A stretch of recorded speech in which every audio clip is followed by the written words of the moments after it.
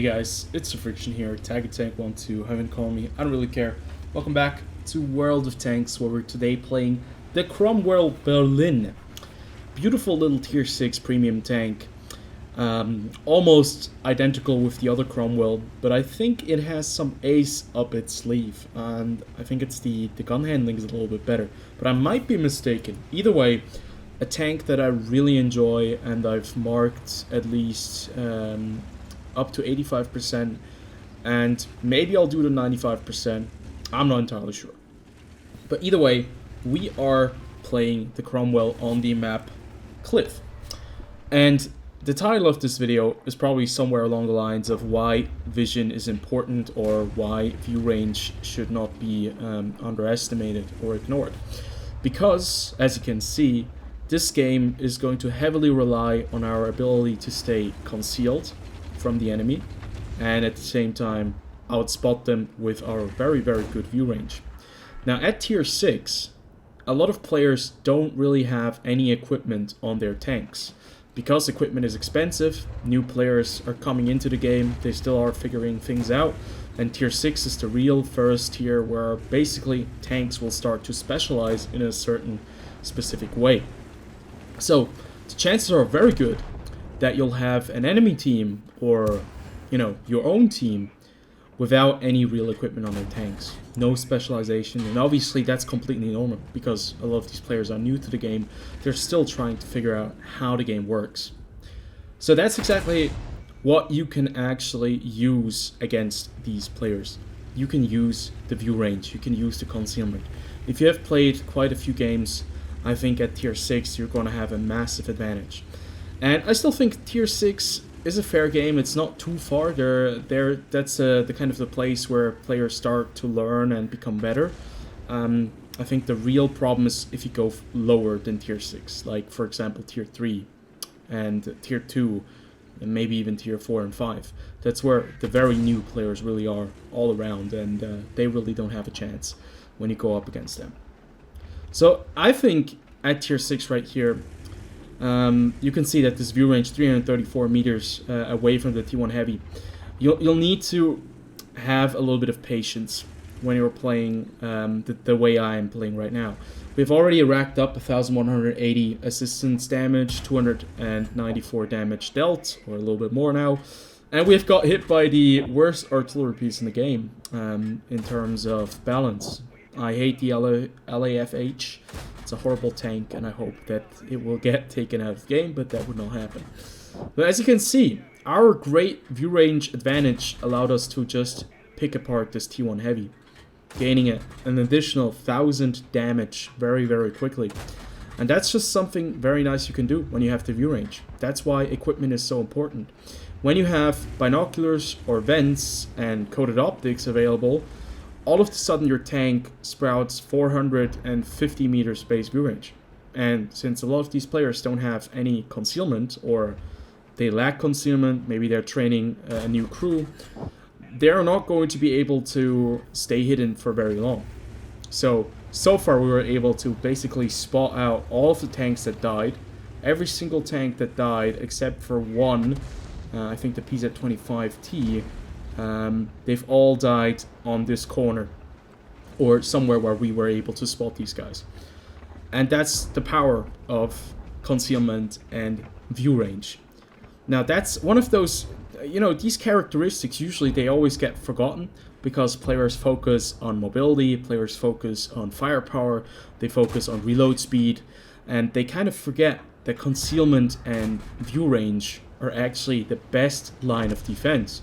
Your armor is the second best line of defense, but view range and concealment are your very first line of defense, because if the enemy can't see you, well, they can't shoot you, and it's that simple.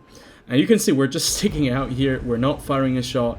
Always keep an eye on the blue circle around your tank, because if someone is in that circle, that means the 50 meter radius around your tank. Someone is in there, you're going to get proxy spotted. And that is something you can't do anything about.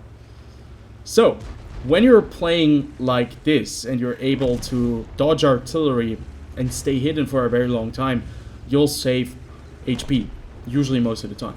So what was the plan right here? At first, it looked like a very clear win, but that's just the magic of tier 6. A lot of things can happen at a very short time. You can see that the game has completely shifted from us having the clear advantage to them now having made everything a little bit more equal, and they created an equilibrium. We still have the HP advantage, but we do not have the manpower that it takes to push defensive positions. So for me, it was important to fall back and see if I can actually ambush this KV-1. This is also one of the very important things that you'll need to learn when you play World Tanks, is you want to stay alive. If you're dead, you cannot really support your team, and thus you can lose very, very quickly. So dead is not a good option. You always want to be alive. That sometimes means you'll have to take less risks. Sometimes you have to stay a bit further back and reposition. I think, generally speaking, the hardest thing to do in World of Tanks is to know when to go from one position to another and when to take risks. Now, the very good players in World of Tanks, they are able to take risks and profit from that. The players that do not really know what they're doing, they will take risks, but they will not pay off. So that's where the frustration lies. It's that very small slither where you have to see if you go out there, have a great game, or if you go out there and die very early on. So that's very important, that you kind of get your head into the situations where you read the map, you analyze, and then based on that, you make your decision. So I moved back up here because I know the KV-1 is no longer around the corner, and I'm not proxy spotted or anything. So now I'm trying to help the team in the middle to defeat this TheFrXion, because if we stay out here any longer, the artillery is just going to pick off the tanks in the middle, and that's not going to go very well for us. Our artillery also has 2 kills, and we don't want to end up as artillery breakfast. So what I'm trying to do right here is, because I have very good view range and because I know that the artillery piece is somewhere back at the enemy base, I hope that when he fires, he will light himself up. So I'm still looking if the TheFrXion is moving back, if I can pop a little shot at him. And there we go, we spot the scumbag. Scumbag sitting at the back of the map, and one shot into him, we reload. It only takes a very short amount of time. Second shot into him, he runs away screaming, and third one takes care of the little piggy. So yeah, artillery is taken out of the picture, and that guy had a very good game. I think he did 2,000 damage. He fired high explosive and heat, and probably managed to penetrate quite a few tanks. He didn't get a single kill though, so he must have just focused on the damage, and he had pretty good RNG to boot. So, the next task is to clear the middle, because we just cleared out the KV-1 of the Panzer IV, or the Panzer V-4, and right here, having that vision, having the concealment, we're able to take care of the TheFrXion.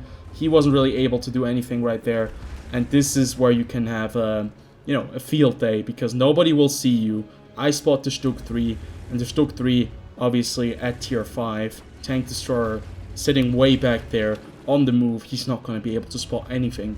So that's really why view range and concealment are so key to success in this game.